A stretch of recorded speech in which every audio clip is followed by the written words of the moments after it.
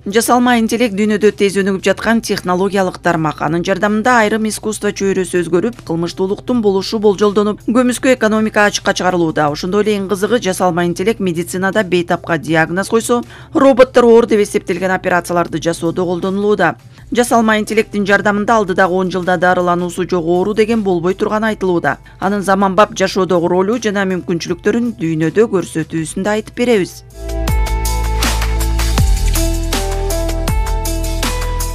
Жасалма интеллект термин алгоритмдердин айкалышы аркылуу адамдын мээсинин мүмкүнчүлүктөрүн көбөйтүү үчүн иштелип чыккан машиналар тарабынан жүргүзүлүүчү чалгындоо операцияларын билдирет. Тагыраак айтканда, жасалма интеллект бул белгилүү бир машиналардын айлана чөйрөнү кабыл алуусуна жана ага адамдын мээсине окшоп жооп берүүсүнө жол ачат. Бул ой жүгүртүү, кабыл алуу, үйрөнүү жана көйгөйлөрдү чечүү сыяктуу функцияларды аткара билүүнү камтыйт.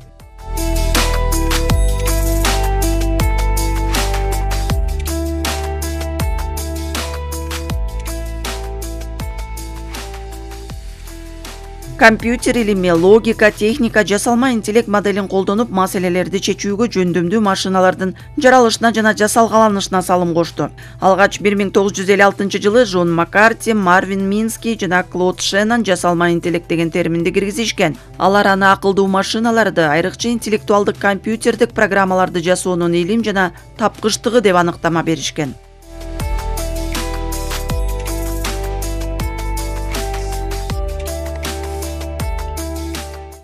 Бүгүнкү күндө жасалма интеллект кардарлар менен онлайн режиминде баарлашуу же шахмат ойноо сыяктуу адамдын салымын талап кылган татаал тапшырмаларды аткарган тиркемелер үчүн бардыгын камтыган термин болуп калды. Бул термин көбүнчө машина үйрөнүү жана терең үйрөнүү камтыган анын субталаалары менен синоним катары колдонулат.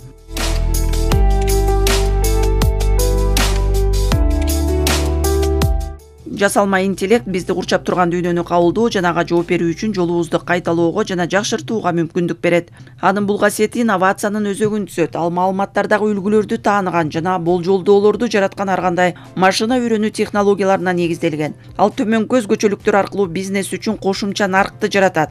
Маалыматтардын толук мүмкүнчүлүктөрүн пайдаланууга жардам берет. Ишенимдүү болжолдоолорду жасайт жана татаал тапшырмаларды автоматташтырат.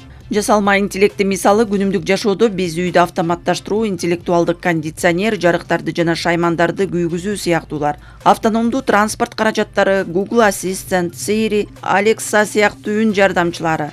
Google божомолдоочу сөздүк, сүрөттү таануу программасы, коопсуздук жана алдамчылыкты көзөмөлдөө программасы, адаттарды анализдөө программасы, санариптик маркетинг боюнча божомолдор, жаңылыктарды, музыканы, фильмдерди, сериалдарды жана башка керектөө үчүн божомолдор жана сунуштарды айта алат.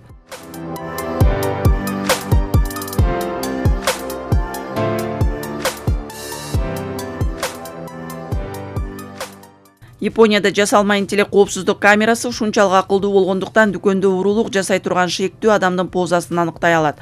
Ал эми Лос-Анджелестин полиция департаментинде жасалма интеллект жакынкы 12 саатта кылмыштар болушу мүмкүн болгон жерлерде аныктоого жардам берет. Чикагода келечекте кылмышкер болуп калуу коркунучу үчүн камакка алынган адамдарды талдайт. Бишкекте да коопсуз шаар долбоорунун алкагында издөөдө жүргөндөр табылып жаткан мисалдар көп эле.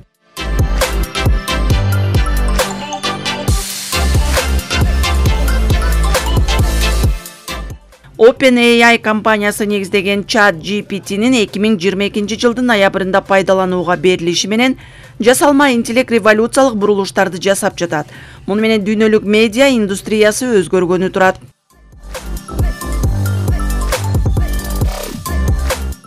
Associated Press жана Forbes жаңылыктар мазмунун түзүү үчүн жасалма интеллектти колдонушат.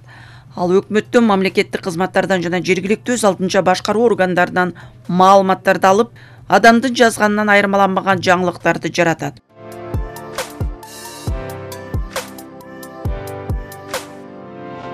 ChatGPT бардык тилде жооп берүүгө үйрөтүлгөн жасалма интеллект. Ал адамдар менен табигый тилде диалог куруп, компьютердик коддорду түзүп, түрдүү темада анализ жасай алган чат-бот. Ал суроолорго оңой жана түшүнүктүү кылып жооп берет. Теги же бул абстрактуу тема боюнча текст жазып берет, интервью үчүн суроолорду түзөт, сценарий жазат. ChatGPT'ге Bard жана CloudX сыяктуу чат-боттору да атаандаштык жаратууда.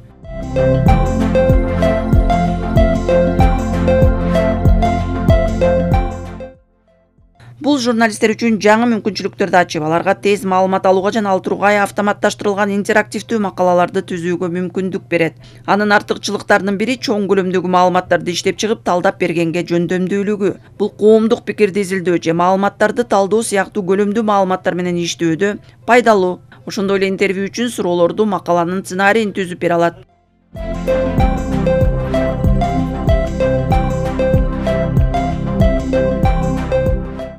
Жогорудагыдай артыкчылыктарга карабастан чат GPT'ни журналистикада колдонууда бир катар тобокелчиликтер бар. Негизгиси ал берген маалыматтын баарына ишенүүгө болбойт. Кээ бир жерде ойдон чыгарылган же так эмес маалыматтарды берип коет. Бул журналистиканын ишенимине олуттуу доо кетирген фейк жаңылыктардын же туура эмес маалыматтардын жайылышына алып келиши ыктымал. Ошондуктан ал берген маалыматты сөзсүз текшерүү зарыл. Бүгүнкү күндө нейро түйүн медиа тармагына укмуштуудай мүмкүнчүлүктөрдү сунуштоодо. Мисалга ар кандай программалар аркылуу каалагандай добуш менен үн коштотуп, текст окутуу жеткиликтүү болуп калды. YouTube'да жасалма интеллект жасаган каналдар иштеп жатат. IT индустриясы өнүккөн мамлекеттерде жалпыга маалымдоочу каражаттар жаңылыктарды окуган виртуалдуу дикторлорду биринин артынан экинчисин ишке киргизүүдө. Ал эле эмес бардык темада суйлошо алган робот алып баруучуларды тирүү алып баруучулардын ардуна алмаштырылууда.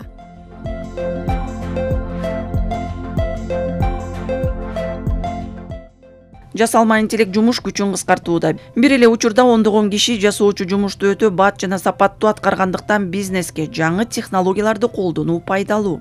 Искусство адамдар үчүн да күчтүү атаандаш болууда. Мисалы, оюңузда элестеткен картинаны Миржани сыяктуу атайын программаларга так даана жазып тапшырма берсеңиз, бир заматта сиз каалагандай иллюстрацияны жасап берет. Ыр, китеп, музыкага чейин жазууда. Мындай кызмат аткарган жүздөгөн программалар иштеп жатат.